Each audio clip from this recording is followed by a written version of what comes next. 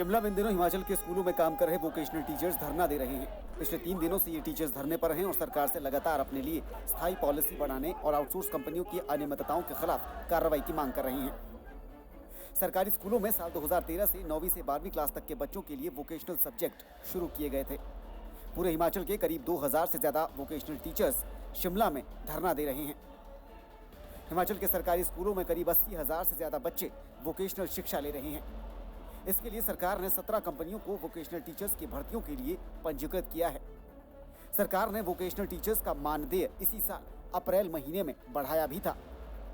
20 अक्टूबर तक बढ़ा हुआ एरियर शिक्षकों को भुगतान करने के निर्देश भी जारी किए गए थे।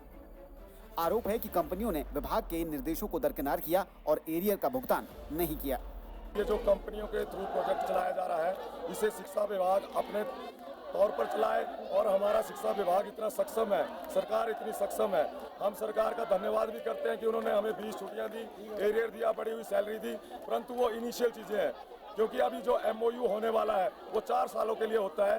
तो हम चाहते हैं कि सरकार के ऊपर फाइनेंशियली बर्डन कुछ नहीं पड़ेगा, क्योंकि जो सेंटर से पैसा आता है उसको कंपनियों के जरिए ना होकर डायरेक्ट हमें सैलरी रिलीज की जाए, उसी के लिए यहाँ पर बैठे हैं। रोहित ठाकुर जी ने कल बोला था कि उनके दरवाजे खुले हैं, हमारे भी दिल के दरवाजे खुले हैं। हम भी हिमाचल के स्कूलों में पढ़ा रहे हैं, हिमाचल के निवासी हैं। वो हमें यहाँ पर आश्वस्त करें कि एक निश्चित तिथि तक इन कंपनियों को बाहर किया जा रहा है। इन प्रदर्शनकारियों का आरोप है कि सेवा प्रदाता कंपनियों की तरफ से बड़ी अनियमितताएं बरती जा रही हैं और इसके खिलाफ आवाज उठाने पर धमकियां तक मिल रही हैं। उन्होंने आरोपी कंपनियों को बाहर करने और सरकार द्वारा इनके लिए स्थायी नीति बनाने की मांग की है।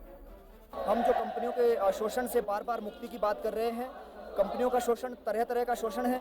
सैलरी का देरी से आना, अनइवन रिडक्शन, गलत तरीके से जो है रिपोर्टिंग मांग लेते हैं। कभी हमारे जो साथी यहाँ पर अभी धरना में हैं, उनसे कभी रात को रिपोर्टिंग मांगी जा रही है। तो इनका जो शोषण का तरीका है वो अलग अलग तरीके से शोषण करते हैं। वहीं प्रदेश भर से वोकेशनल टीचर्स अपने बच्चों के साथ पिछले 3 दिन से शिमला के चौड़ा मैदान में डटे हुए हैं और जल्द से जल्द उनकी मांगे माने जाने की सरकार से अपील कर रहे हैं। कंपनियों ने हमें बहुत प्रताड़ित किया है। अभी तक 13 साल यहाँ 11 साल हो गए हैं हमारे बीटी साथियों को उनसे प्रताड़ित होते हुए। अब हम चाहते हैं कि कंपनियों को बाहर किया जाए और हमें जो सरकार है वो किसी स्थायी नीति के तौर पे हमें अपने साथ ले ले। इधर शिक्षा मंत्री रोहित ठाकुर कह चुके हैं कि स्थायी पॉलिसी के लिए वित्तीय संसाधन सरकार के पास उपलब्ध नहीं है, लेकिन अन्य मांगों को लेकर सरकार बातचीत के लिए तैयार है और सकारात्मक सोच रखती है। 17 कंपनी थे जिनके माध्यम से ये हमने नियुक्तियां की है वोकेशनल ट्रेनर्स की।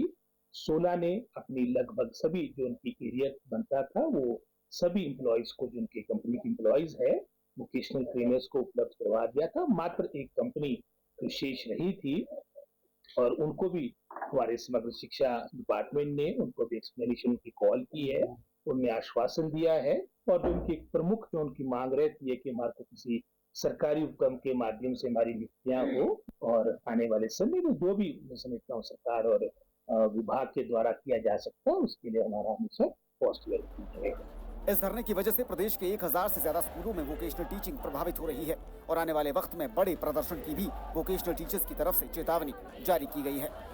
शिक्षा मंत्री रोहित ठाकुर ने इस मसले को लेकर कहा है कि फिलहाल प्रदेश सरकार के पास वित्तीय संसाधन नहीं है कि इनके लिए स्थायी पॉलिसी बनाई जाए, लेकिन एक सकारात्मक रवैया अपनाने का जरूर शिक्षा मंत्री ने इस मामले में आश्वासन जरूर दिया है। कैमरा पर्सन राकेश कुमार के साथ धर्म प्रकाश, DD न्यूज, शिमला।